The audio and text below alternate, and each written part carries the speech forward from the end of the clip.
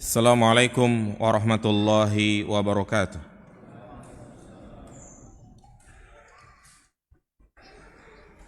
Innal hamdalillah nahmaduhu wa nasta'inuhu wa nastaghfiruh wa na'udzu billahi min shururi anfusina wa min sayyiati a'malina. May yahdihillahu fala mudilla lahu wa may yudlil fala hadiya lahu. Ashhadu an la ilaha illallah wahdahu la syarika lah wa ashhadu anna Muhammadan abduhu wa rasuluhu la nabiyya ba'dah. Allahumma salli ala Muhammad wa ala ali Muhammad. Qala Allah ta'ala fil Qur'anil Karim, ya ayyuhalladzina amanu ittaqullaha haqqa tuqatih wa la tamutunna illa wa antum muslimun.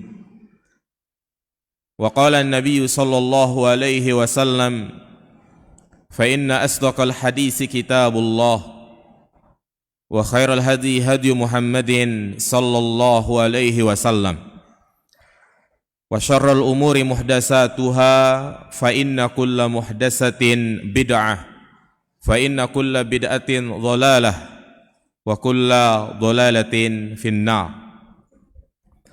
Amma ba'du, ayyuhal ikhwah, a'azzani Allahu wa iyyakum jami'an. Alhamdulillah, segala puji bagi Allah subhanahu wa ta'ala yang telah memudahkan langkah-langkah kita semua untuk bisa hadir di majlis yang mulia ini, melaksanakan apa yang menjadi kewajiban kita sebagai seorang muslim dan muslimah, yaitu talabul ilm, menuntut ilmu syar'i, yang dengan ilmu ini kita akan bisa membedakan jalan menuju surga dan jalan menuju neraka.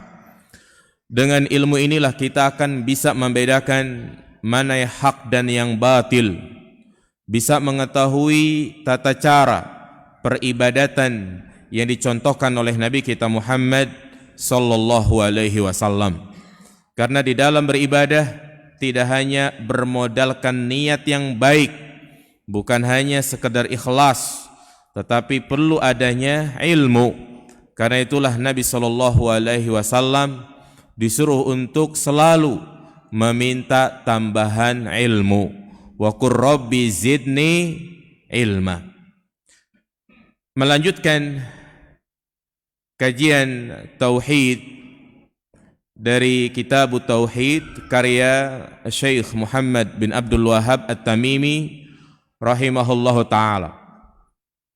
Kita telah menyelesaikan bab tentang anna ba'd hadhihi al-ummah ya'budul awsan, bahwasanya sebagian umat ini ada yang menyembah berhala.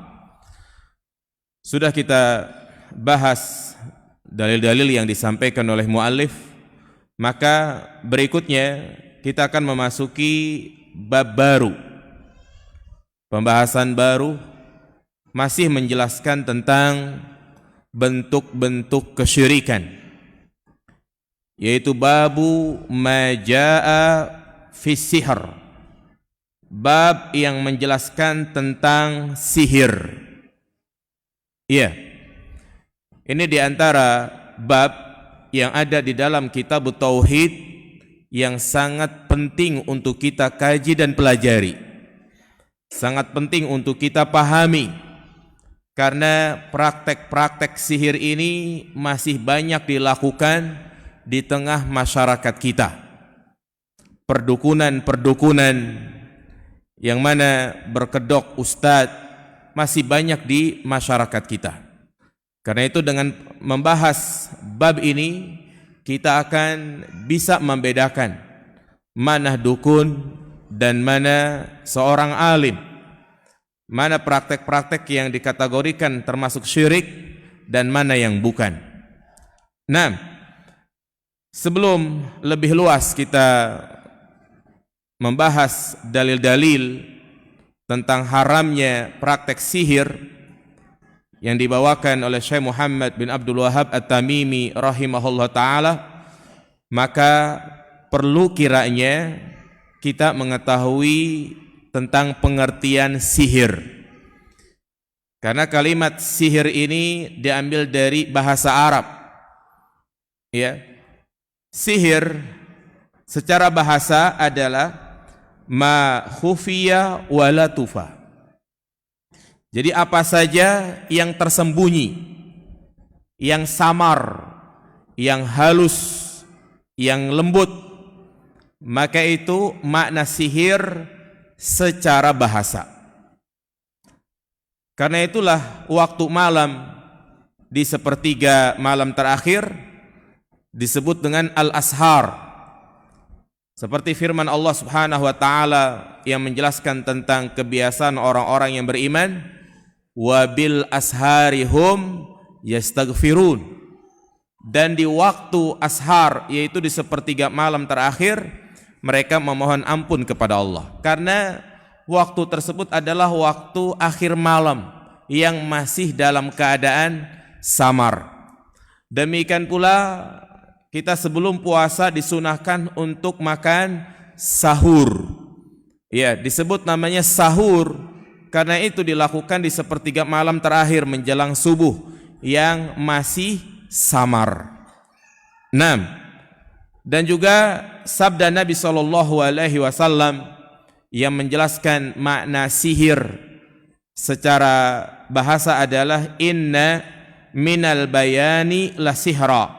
Sesungguhnya sebagian dari keterangan susunan kata-kata yang indah itu sihir.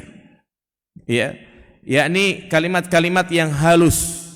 Bahkan sebagian juga mengatakan sihir secara bahasa adalah at-tamwih, yaitu tipuan-tipuan, trik-trik licik. Ya, maksud dari wa inna minal bayani la sihra, sesungguhnya dari susunan kata yang indah, ya, itu adalah sihir, bukan sihir secara istilah. Tapi di mana kadang seorang suami ketika dia memanjakan istrinya, ya, memuji istrinya, istrinya pun terhanyut dengan pujian tersebut. Maka ini makna sihir secara apa? Secara bahasa. Adapun yang kedua, makna sihir secara istilah. Para ulama berbeda pendapat tentang memberikan arti sihir secara istilah. Di antara pengertian yang sangat bagus apa yang disampaikan oleh Al-Imam Ibnu Qudamah Al-Maqdisi. Beliau mengatakan sihir itu adalah huwa azaim wa ruqa wa uqadun yu'assiru fil qulubi wal abdan fayumridu wa yaqtulu wa yufarriqu bainal mar'i wa zawjih. Sihir adalah jampi-jampi, mantra-mantra atau buhul-buhul yang memberikan pengaruh pada hati dan badan. Ya. Artinya dengan bacaan-bacaan, mantra-mantra, jampi-jampi yang tentunya terdapat di dalamnya meminta bantuan kepada syaitan sehingga memberikan pengaruh jahat kepada orang yang disihir. Dan pengaruh jahat itu macam-macam. Berkenaan tentang masalah hati atau badan. Hati misalnya, seorang yang tadinya cinta kepada istrinya berubah menjadi benci. Atau sebaliknya, yang tadinya seorang wanita benci kepada laki-laki kemudian disihir, istilahnya dipelet, ya, kemudian menjadi cinta. Jadi memberikan pengaruh pada hati. Atau juga memberikan pengaruh pada badan, bisa menimbulkan sakit, membunuh, ya, atau yang lainnya. Seperti misalnya kalau ada orang yang diguna-guna, dia sudah mendatangi beberapa rumah sakit, dicek, ya, tapi ternyata tidak ada apa-apa, tidak ada penyakit yang berbahaya. Kemudian dicoba lagi, ternyata dalam perutnya ada paku, ada beling. Nah, ini salah satu pengaruh dari apa? Sihir. Ya, ini menurut Al-Imam Ibnu Qudamah. Tapi sebagian ulama mereka tidak memberikan pengertian sihir secara istilah. Artinya tidak ada pengertian yang tepat untuk arti sihir.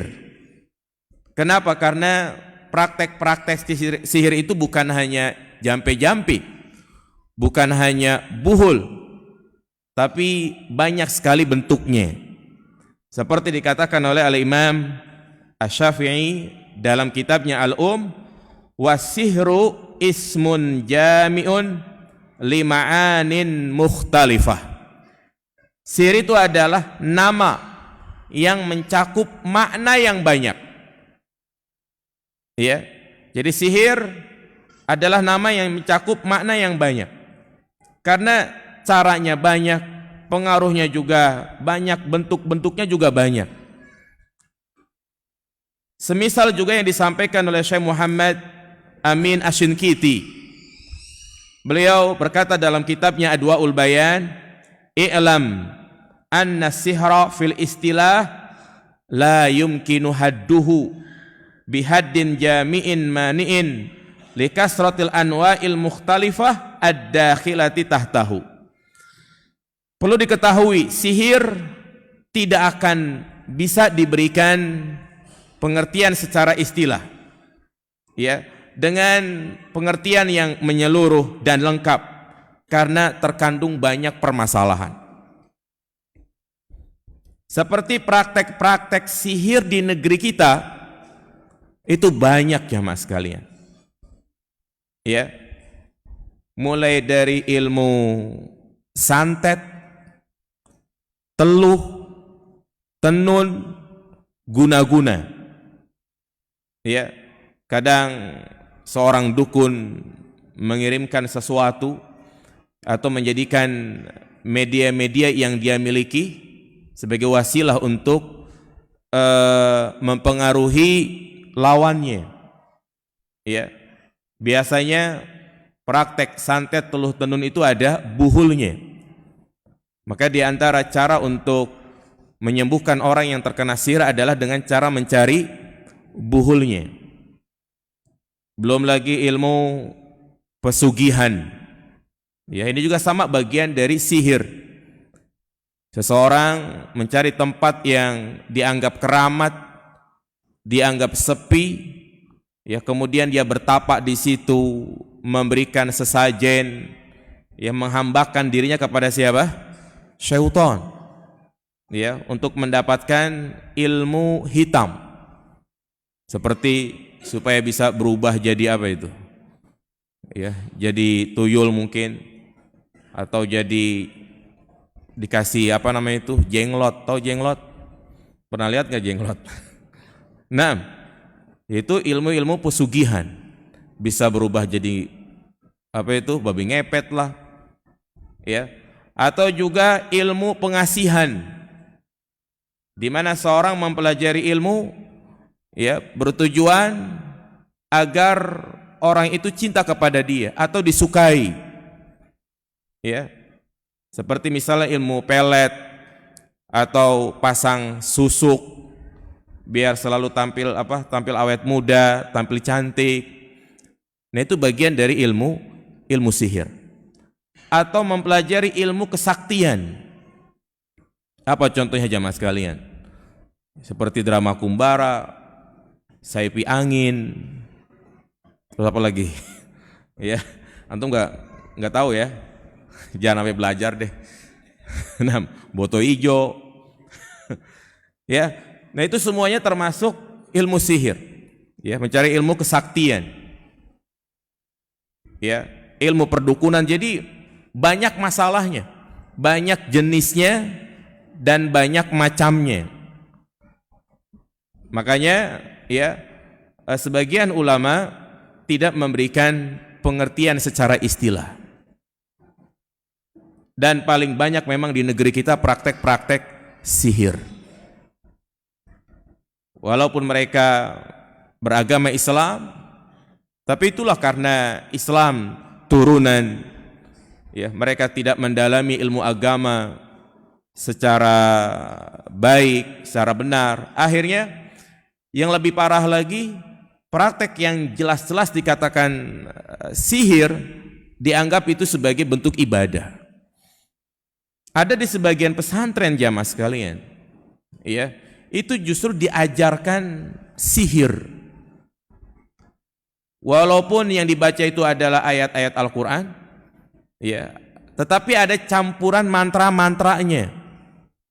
Walaupun mereka mengatakan itu adalah ilmu putih, tetapi pada hakikatnya itu adalah ilmu hitam.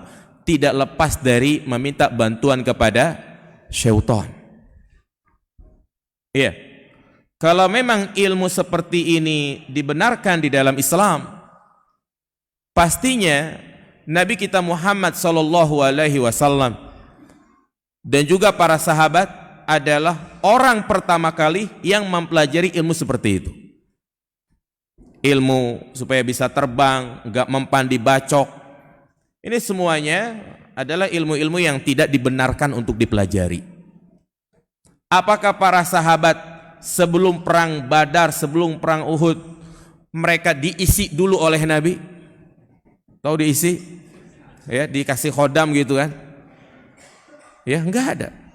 Berbeda dengan orang-orang yang ada di zaman sekarang. Sebelum misalnya demo, ya, dipanggil nama ustadznya gitu kan, kemudian diisi dulu istilahnya.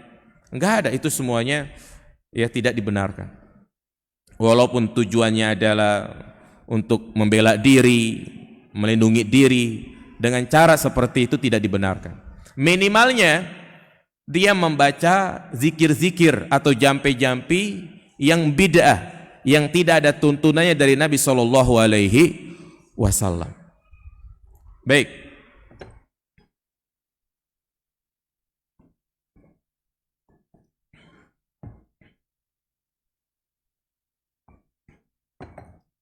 Kemudian jamaah dirahmati Allah Subhanahu wa taala, apakah sihir ada hakikatnya, ada pengaruhnya? Sebagaimana tadi kita sebutkan, ya, perkataan Al-Imam Ibnu Qudamah bahwa sihir itu memiliki pengaruh, dan ini adalah pendapat yang benar, keyakinan ahlu sunnah wal jamaah, bahwa ya, sihir itu memberikan pengaruh. Dan tentunya pengaruh yang ditimbulkan dari praktek sihir itu semua atas kehendak Allah Subhanahu wa taala. Ya.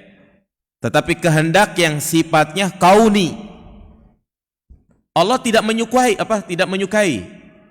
tapi itu tetap terjadi. Ya. Seperti misalnya ada orang yang terpengaruh dengan sihir, dia tidak cinta lagi kepada suaminya atau kepada istrinya, ya, dengan sebab sihir dia sakit-sakitan, bahkan ada yang sampai terbunuh, ya, dengan dikirim santet teluh tenun, tiba-tiba kakinya bengkak, padahal tidak ada sakit apa-apa. Dan juga kita sebagai seorang muslim, ya, jangan langsung menyimpulkan wah ini ada yang ngirim guna-guna. Ya, kadang kan sebagian orang kita ketika dia sakit tidak kunjung sembuh, langsung menyimpulkan wah ini ada yang ngirim guna-guna. Ya, sehingga timbul suudzon dan yang lainnya. Karena itu, ya, ini pendapat yang benar, menyelisihi pendapatnya kelompok Mu'tazilah, yaitu para pendewa akal yang mereka mengatakan bahwasanya sihir itu tidak ada pengaruhnya, itu hanya trik, ya, khayalan, di mana orang yang melihat itu berkhayal, jadi tidak ada pengaruhnya. Makanya seperti di negeri kita saja belum ada hukuman bagi orang yang melakukan praktek sihir. Iya, walaupun kadang terbukti ada yang mengirim guna-guna, santet, teluh dan yang lainnya, tidak diberikan hukuman. Berbeda di negara Saudi Arabia misalnya. Ya, kalau di sana keras terhadap pelaku sihir. Ya, kalau didapati buhul dan yang lainnya, mungkin langkah awal ada diberikan nasihat. Tetapi kalau masih seperti itu juga, hukumannya diapain jemaah? Dibunuh, dipenggal. Dan itu nanti kita akan sebutkan dalilnya. Ya, haddus sahir dorbatun bisayf. Hukuman bagi pelaku sihir adalah dengan dipukul. Ya, karena itu juga mengingatkan kepada kita semua agar ya menghindari hal-hal yang dijadikan media untuk menyihir. Ya, seperti misalnya foto, ya kita nggak boleh sembarangan, terutama bagi wanita, nge-share fotonya di media-media sosial, di IG ataupun di Facebook gitu ya. Selain hal tersebut memang tidak diperbolehkan, ya, karena Allah katakan dalam Al-Quran waqarna fi buyutihinna, hendaknya mereka tinggal di rumah mereka. Ini memberikan isyarat bahwasanya hendaknya mereka menutup diri. Ya, sekarang walaupun mereka banyak tinggal di rumah, tetapi kalau dia mengupload fotonya ini sama saja, ya, mengumbar kecantikannya. Ini akan menimbulkan fitnah dan bisa dijadikan sebagai media untuk apa? Menyihirnya, mengirim guna-guna atau mempeletnya. Banyak dalil yang menjelaskan bahwasanya sihir itu memiliki pengaruh. Kita baca di antara dalilnya adalah, ini kita belum membahas dalil yang dibawakan oleh mu'alif. Di antaranya adalah surat Al-Baqarah ayat 102, di mana Allah Subhanahu wa taala menjelaskan tentang praktek sihir yang terjadi di zaman Nabi Sulaiman, yang mana Allah Subhanahu wa taala mengirim dua malaikat, Harut dan Marut. Ya, Harut Marut. Ini adalah dua malaikat yang Allah utus, ya, kepada kaumnya Nabi Sulaiman untuk mengajarkan sihir. Tapi nanti kita jelaskan kenapa dua malaikat ini mengajarkan praktek sihir yang jelas-jelas sihir itu merupakan bentuk kekufuran. Kita baca dulu ayatnya. Wattaba'u ma tatlu syayatinu ala mulki Sulaiman. Dan mereka mengikuti apa yang diucapkan, apa yang dibaca oleh syaitan, ya, pada kerajaannya Nabi Sulaiman. Wa ma kafara Sulaiman walakinna syayatina kafaru yu'allimuna an-nasa as-sihra. Nabi Sulaiman itu tidaklah kufur, akan tetapi syaitanlah yang kufur. Mereka mengajarkan manusia praktek sihir. Wa ma unzila 'alal malakaini bi Babila Harut wa Marut. Dan mengajarkan apa yang diturunkan kepada dua malaikat di negeri Babil, yaitu Harut dan Marut. Wa ma yu'allimani min ahadin hatta yaqula innama nahnu fitnatun fala takfur. Tidaklah kedua malaikat tersebut mengajarkan kepada seorang pun tentang sihir, kecuali sebelumnya kedua malaikat ini mengatakan nahnu fitnah, kami ini adalah ujian, fala takfur, maka janganlah engkau berbuat kufur. Fayata'allamuna minhuma ma yufarriquna bihi bainal mar'i wa zawjihi. Tapi ternyata manusia tetap belajar sihir dari keduanya. Sehingga di antara pengaruh sihir adalah memisahkan di antara suami istri. Wa ma hum bidarrina bihi min ahadin illa biidznillah. Dan mereka tidak bisa mendatangkan madarat kepada seorang pun kecuali atas izin Allah. Wa yata'allamuna ma yadurruhum wa la yanfa'uhum. Dan mereka belajar atas apa yang tidak memberikan madarat kepada mereka dan juga tidak memberikan manfaat kepada mereka.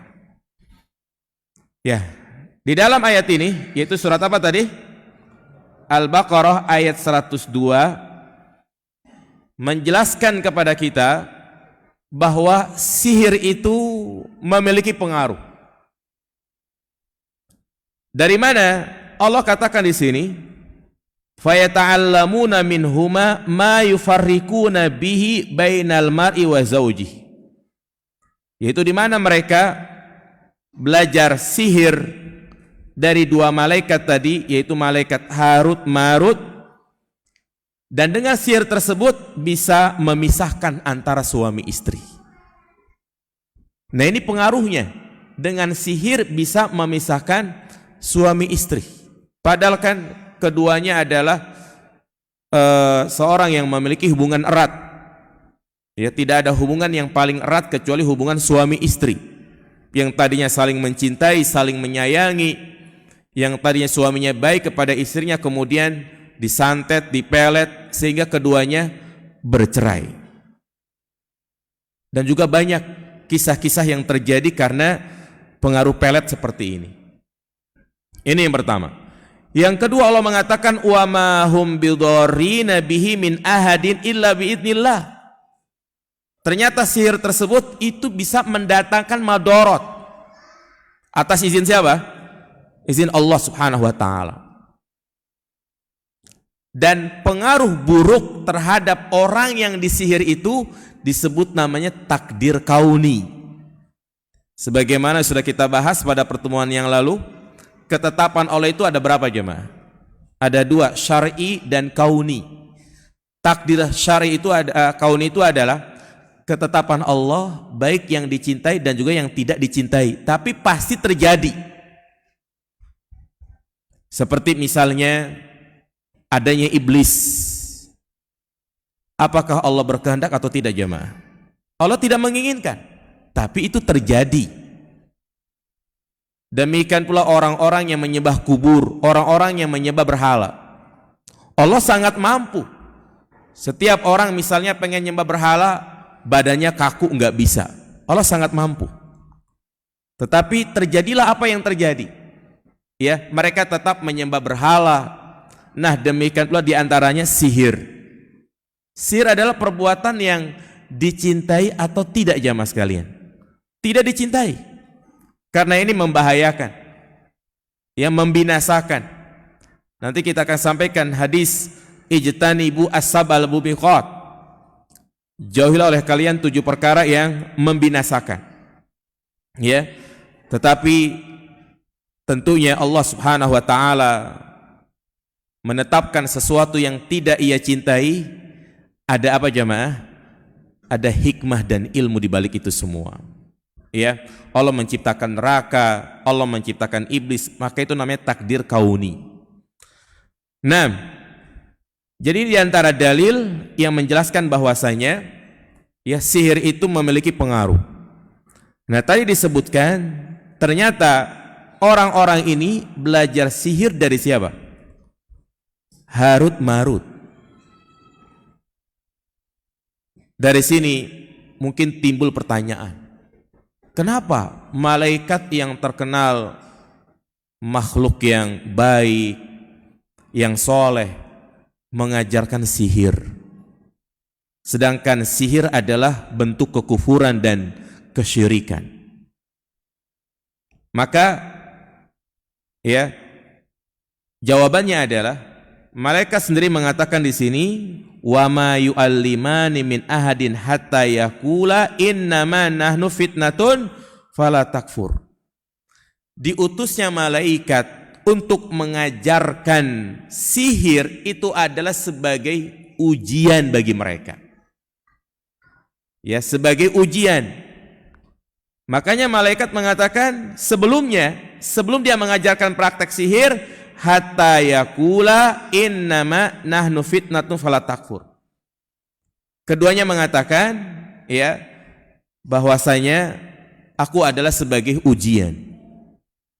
Sama seperti halnya Allah Subhanahu wa taala mengutus para malaikat yang menjelma menjadi pria-pria yang tampan, laki-laki yang ganteng.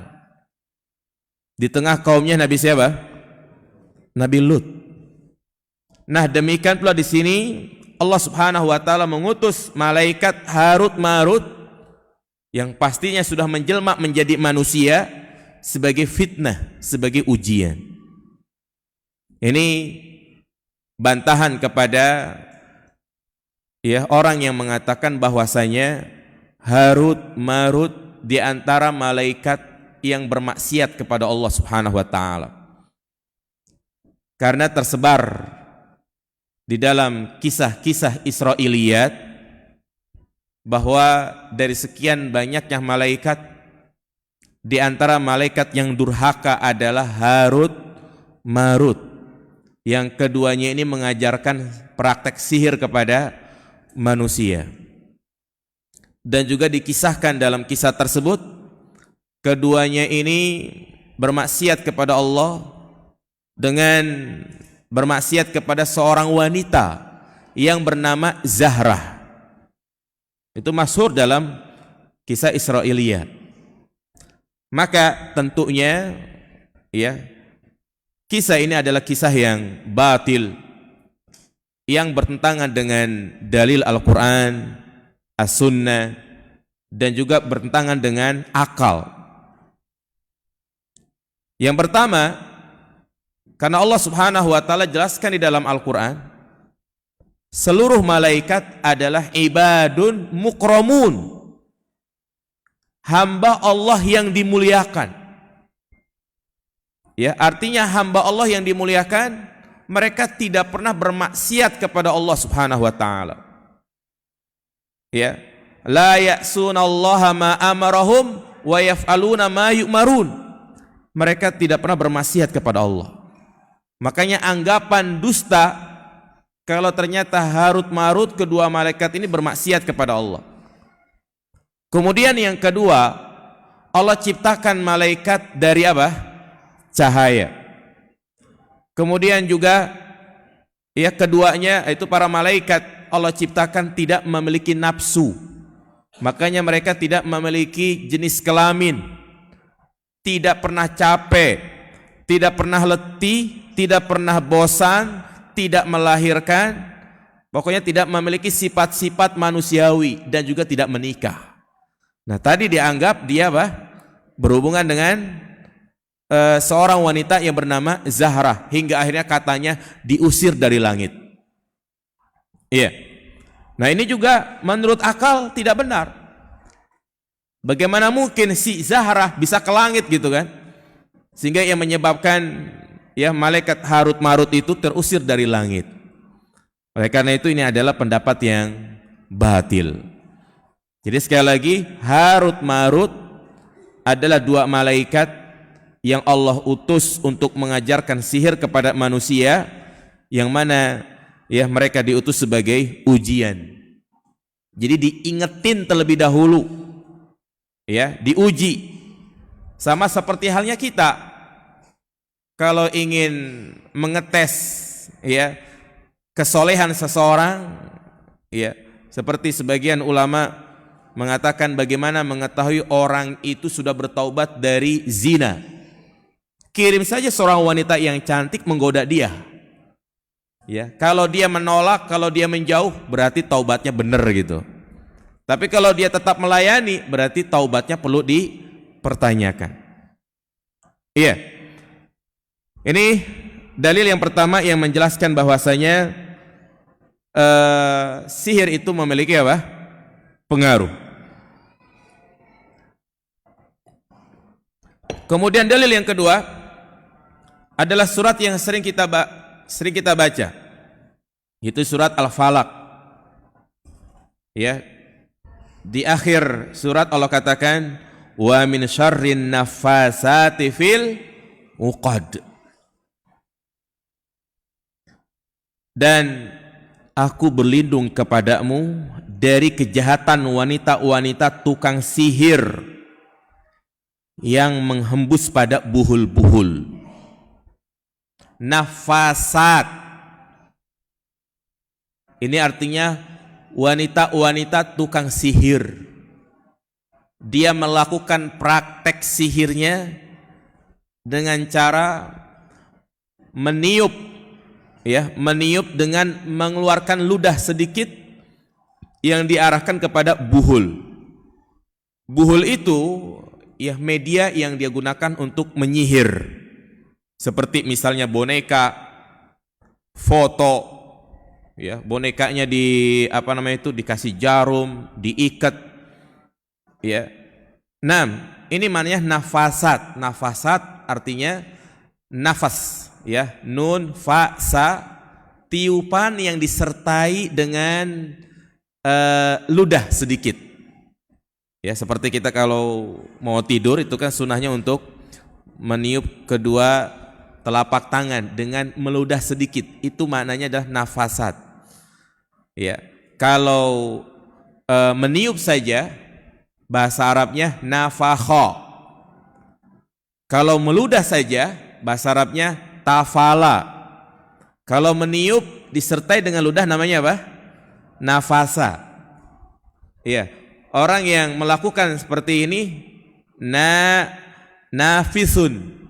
Tapi kalau orang yang sering melakukan praktek-praktek sihir dengan cara meniupnya, maka dia menggunakan siyagul mubalaghah.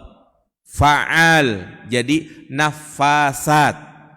Dan ini menggunakan kalimat jamak muannas salim karena ditujukan kepada wanita. Intinya ayat ini menjelaskan kita disuruh untuk meminta perlindungan kepada Allah Subhanahu wa taala dari kejahatan sihir. Dan ini juga memberikan faedah kepada kita karena sihir tidak lepas dari bantuan syaitan, maka Allah arahkan kita cara mengatasi gangguan syaitan adalah dengan meminta perlindungan kepada Allah Subhanahu wa taala. Jadi hanya satu cara mengatasi gangguan syaitan, yaitu dengan meminta perlindungan. Meminta perlindungan itu bisa dengan berzikir, membaca Al-Quran yang disebut dengan ruqyah syar'iyah. Ruqyah syar'iyah. Tidak ada cara yang lain. Tidak ada dengan cara dia melakukan nusrah. Nanti kita akan bahas ada babnya nusrah, adalah menghilangkan sihir dengan apa? Sihir. Seorang terkena sihir, kemudian cara mengobatinya dengan datang ke dukun. Itu disebut namanya nusrah. Enggak boleh. Tapi terus diruqyah. Terus diruqyah, dibacakan ayat Al-Quran. Atau dicari buhulnya. Dan mencari buhul ini pun enggak boleh minta bantuan kepada syaitan.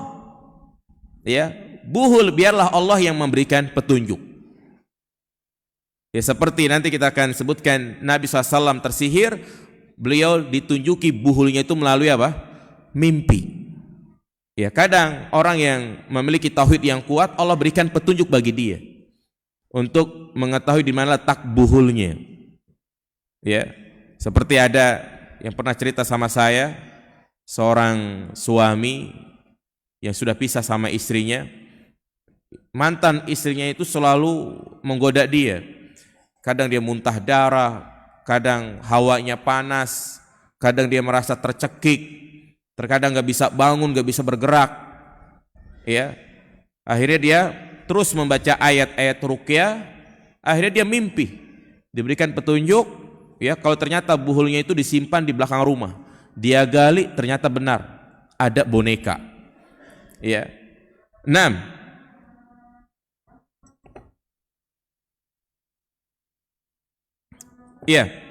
Jadi ayat ini menunjukkan kepada kita bahwasanya sihir itu ada pengaruhnya.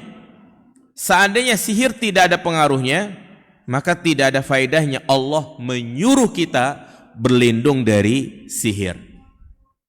Demikian pula hadis Nabi SAW, di mana Rasulullah bersabda, "Man tasabbaha bi sab'i tamrati ajwah lam yadurruhu dzalikal yaum summun wala sihrun." Barang siapa yang mengkonsumsi 7 butir kurma ajwah. Tahu kurma ajwah? Ya, warnanya coklat atau putih jemaah? Hitam ya. 6. Ya, pokoknya kurma ajwah, kurma Madinah. Di pagi hari sebanyak 7 butir, maka pada hari itu dia tidak akan terkena racun maupun sihir. Perhatikan, dalam hadis ini Rasulullah menggandengkan antara racun dan sihir. Racun ada pengaruh atau tidak? Ada. Nah, demikian pula sihir ada pengaruhnya. Nah, azan dulu. Yang ada pertanyaan silahkan ditulis.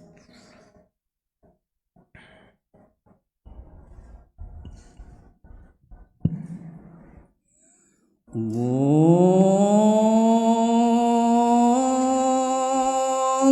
Akbar, Allahu Akbar, Allahu Akbar,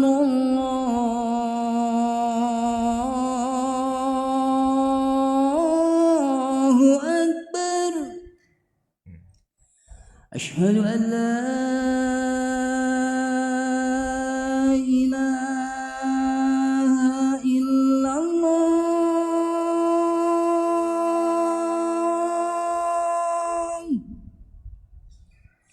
أشهد أن لا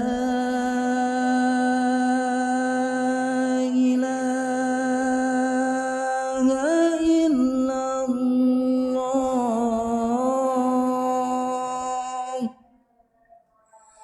أشهد أن محمدا رسول الله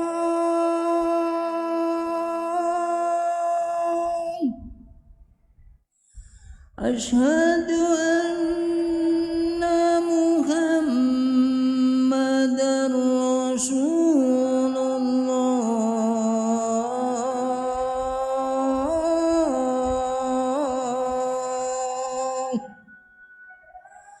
حي على الصلاة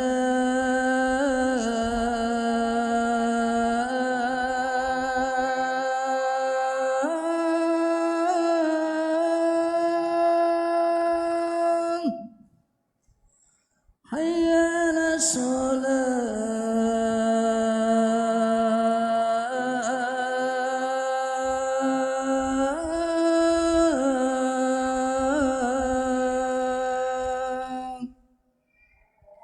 حي على الفلاح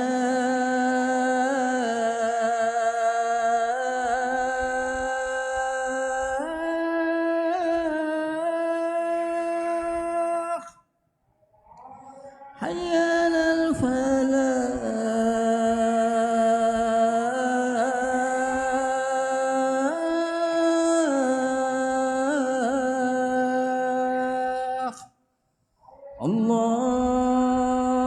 الله أكبر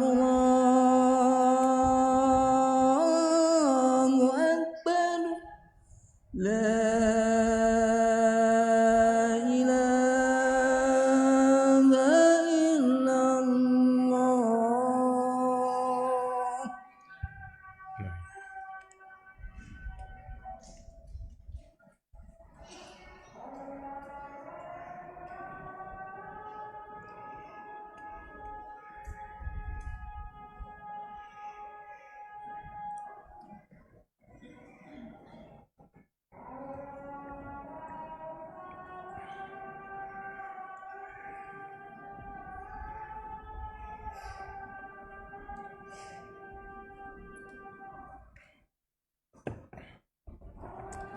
Iya. Kita lanjutkan. Di antara dalil yang menjelaskan bahwasanya sihir itu memiliki pengaruh apa yang dialami oleh Nabi kita Muhammad sallallahu alaihi wasallam, di mana beliau pernah tersihir. Iya. Ini adalah kisah sahih disampaikan oleh Aisyah radhiyallahu taala anha dan juga diriwayatkan di dalam kitab Sahih Bukhari bahwa Nabi tersihir. Setiap kali beliau melakukan sesuatu, setelah itu beliau menganggap belum melakukan. Dan juga sebaliknya, beliau belum melakukan sesuatu, tapi beliau menganggap sudah melakukan. Jadi kayak orang bingung seperti itu. Iya. Maka Allah Subhanahu wa taala memberikan petunjuk, yaitu di mana beliau bermimpi, ya, didatangi oleh dua orang, yaitu dua malaikat. Yang satunya berdiri di atas kepala, di dekat kepala, kemudian satunya lagi, ya, berdiri di dekat kakinya. Kemudian keduanya yang ngobrol, ya. Kenapa orang ini? Orang ini sedang sakit. Sakit apa? Dia disihir. Siapa yang menyihir? Yaitu Labid bin A'sam. Kemudian di mana buhulnya? Kemudian ditunjuki buhulnya itu di sebuah sumur, namanya sumur Zarwan. Maka setelah Nabi terbangun, beliau pun mengajak beberapa sahabat untuk mendatangi sumur tersebut. Dan beliau dapati sumur tersebut warna airnya berubah kemerah-merahan seperti dicampur dengan pacar. Ya, kemudian disebutkan juga didapati ada sebongkah batu dan ternyata di balik itu ada rambut Nabi. Ya, ada rambut Nabi dan bekas sisirnya. Nah, itulah salah satu dalil yang menjelaskan bahwasanya Nabi saja terkena pengaruh sihir. Nah, hadis ini banyak didustakan oleh orang-orang Mu'tazilah, yang mereka mengatakan gak mungkin Nabi tersihir. Ya, kalau Nabi tersihir, ya bagaimana untuk menyampaikan wahyu? Ya kan? Maka justru hal ini kita katakan jamaah sekalian, tersihirnya Nabi kita Muhammad SAW ini menunjukkan bahwasanya beliau adalah manusia biasa. Dalam hal seperti ini mungkin terjadi bagi Nabi. Ya, mungkin terjadi bagi Nabi. Adapun dalam menyampaikan wahyu, maka ini tidak mungkin salah. Karena beliau adalah manusia yang maksum di muka bumi ini. Tidak ada yang maksum kecuali Nabi kita Muhammad sallallahu alaihi wasallam. Maksud maksum di sini apa? Bukan berarti Nabi tidak pernah melakukan kesalahan. Nabi pernah melakukan kesalahan dan ditegur. Ketika Nabi ingin menyolati Abdullah bin Ubay bin Salul, ya, sempat ditahan oleh Umar. Ya Rasulullah, kenapa engkau solati orang seperti ini? Nabi tetap menyolati karena menghukumi secara zahir. Kemudian turunlah ayat yang menjelaskan, ya, jangan menyolati orang yang seperti itu. Kemudian juga pada peristiwa perang Badar, ya, Nabi menawan beberapa gembong Quraisy, ya. Kemudian sempat berselisih di antara para sahabat bagaimana gitu kan. Akhirnya dilepaskan. Kemudian turun ayat yang menegur perbuatan seperti itu. Artinya orang yang tadi itu seharusnya dibunuh. Ya, intinya Nabi dalam menyampaikan wahyu tidak mungkin salah. Wa ma yantiqu anil hawa in huwa illa wahyu yuha. Nah, tapi di sini beliau tersihir, menunjukkan beliau adalah manusia biasa. Ya, sama seperti kita. Dan ini juga berkaitan dengan tadi takdir apa namanya? Takdir kauni. Sudah kita sampaikan takdir kauni itu ada dua. Di antaranya adalah Allah Subhanahu wa taala menjadikan sesuatu ada sebab dan ada musabab. Iya. Yang namanya dipukul pasti sakit. Yang namanya enggak minum pasti haus. Kita makan pasti kenyang. Itu namanya takdir kauni. Nah, demikian pula Nabi di sini disihir. Ya, Nabi disihir, menunjukkan bahwasanya Nabi adalah manusia biasa. Lihat di sini, sekelas Nabi saja terkena sihir. Sekelas Nabi. Lalu bagaimana dengan kita jamaah sekalian? Makanya kita ya jangan merasa aman dari hal-hal seperti ini. Artinya kita harus membentengi diri kita dengan membaca Al-Quran, zikir pagi dan petang jangan sampai lupa. Kemudian juga ba'da sholat jangan langsung kabur, tapi zikir dulu. Karena itu cara yang paling tepat untuk membentengi diri kita dari kejahatan sihir. Apalagi kita hidup di masyarakat. Kadang ada orang yang iri, hasad, tidak senang.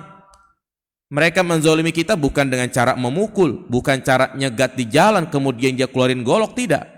Tapi kadang ngirim guna-guna, santet, teluh, tenun dan yang lainnya. Karenanya sebelum terjadi maka pencegahan itu lebih baik. Dalam kaidah dikatakan ad-difa khairun minal ilaj. Ya, mencegah itu lebih baik daripada apa? Mengobati. Membentengi diri itu lebih baik. Ya, dengan cara kita berzikir, kemudian tadi mengkonsumsi 7 butir kurma, ya kurma ajwa, bukan kurma sukari ya. Kurma ajwa. Ya, maka itu diantara hal untuk membentengi diri kita, dan juga dengan membersihkan rumah kita dari hal-hal yang bisa mengundang datangnya syaitan yang membuat malaikat lari, seperti gambar-gambar makhluk yang bernyawa. Kalau bisa foto pernikahan keluarga atau apa gitu ya, itu disimpan, jangan dipajang di tembok.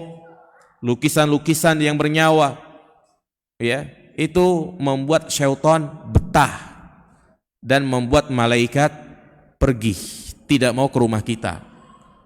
Malaikat rahmat ya, bukan malaikat maut. Ya, ini kadang ada orang berpikiran ya udah banyakin gambar biar malaikat maut kagak datang. Ya, jadi Nabi tersihir itu menunjukkan beliau adalah manusia biasa. Beliau memiliki sifat-sifat manusiawi, sehingga dari sini kita tidak boleh melebihkan beliau di atas segala-galanya. Dan juga memberikan faedah tentang kisah Nabi tersihir ini adalah bagaimana cara mengobati, menyembuhkan sihir. Ya, bagaimana cara mengobati sihir? Yaitu dengan cara mencari apa? Buhulnya. Namun sekali lagi, ya, mencari buhul, jangan meminta bantuan kepada dukun. Nah, ini banyaknya orang kita seperti itu. Ya, ketika dia merasa mungkin tersihir, ya, dia datang ke dukun. Makin parah jamaah sekalian. Ya, saya pernah mendapati ada orang yang ketika dia mungkin sering kesurupan, digoda, dikirimin, ya, sehingga sering kemasukan syaitan, akhirnya malah dia mencari dukun di Bali. Sana kan sangat erat dengan agama apa? Hindu. Iya, dia datang ke sana, iya, 1 kali 2 kali, ternyata malah dia dikirimin khodam yang lain. Ya, jadi dia malah dikirimin sama jin yang lain. Akhirnya dia jadi ketergantungan sama dukun tadi. Ya, setiap bulan dia harus datang ke Bali untuk berobat. Kalau nggak datang makin parah. Ya, kemudian hingga akhirnya karena dia nggak kuat gitu kan, dia sering mengada-ngada. Kadang ada orang datang berobat, dia sembuhkan. Ini lama-lama akhirnya jadi apa? Jadi dukun seperti itu. Ya, jadi salah kalau cara mengobati sihir dengan sihir juga. Kemudian juga mengajarkan kepada kita agar kita bersabar. Iya, karena cara menyembuhkan sihir yaitu tadi dengan cara meruqyah atau mencari buhulnya. Kalau tidak kunjung sembuh juga, ya sudah, dia bersabar. Dia bersabar. Bersabar dalam kondisi seperti itu walaupun sampai mati jamaah sekalian. Ya, walaupun dia mungkin sudah mengundang beberapa ustadz untuk meruqyah dia, enggak sembuh-sembuh. Ya, hati-hati, ini permainan ini. Kadang ada orang dia undang ustadz gitu kan untuk meruqyah dia, bacaannya bagus, tajwid tahsinnya bagus, dibacakan surah Al-Baqarah sampai selesai jinnya kagak keluar-keluar. Misal, akhirnya, wah ini kayaknya harus cari ustadz yang lain. Dia panggil ustadz yang lain, cuma dibacain kulhu, kemudian ada ritual-ritualnya, rumahnya itu diaurin garam, ya, kemudian pasiennya disemprot-semprot, kemudian dia bawa alat-alat peraga, hilang jinnya. Jinnya hilang. Kira-kira besok kalau kambuh lagi, yang dipanggil yang pertama atau kedua? Yang kedua. Enggak ngelihat apa yang dibaca, apa yang dipraktekkan. Walaupun cara bacanya enggak sesuai dengan ilmu tajwid, tetap diundang. Itulah kebanyakan orang kita, ketika berobat yang dilihat adalah hasilnya, bukan cara pengobatannya. Yang benar adalah kita lihat cara pengobatannya seperti apa, sesuai dengan medis atau tidak. Ya, walaupun hasilnya sembuh, tapi ingat itu tipu daya syaitan. Betapa banyak orang yang pergi ke daerah-daerah untuk melakukan pengobatan alternatif, jamaah sekalian. Ya, kadang dia mau saja dihambakan oleh syaitan sama dukunnya. Kadang dukun karena mungkin udah bingung gimana caranya biar bisa menyembuhkan, dikasih syarat-syarat yang aneh. Dikasih syarat, Bapak kalau kesini lagi nanti bawa ayam jago yang bertelur ya. Sampai mati juga nggak bakal ketemu. Itulah tipu daya syaitan, jamaah sekalian.